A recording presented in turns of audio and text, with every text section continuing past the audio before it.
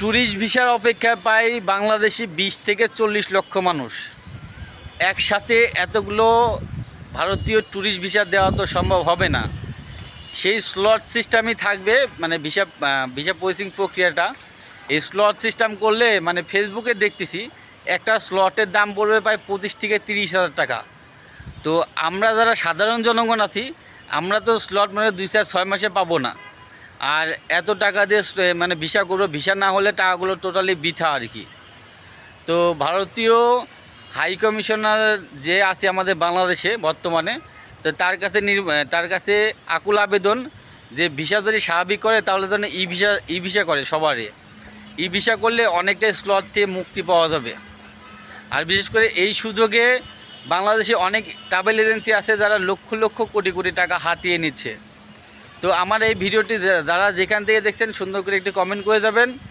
আশা করা যায় সবাইকে আমি সাপোর্ট করে আসবো।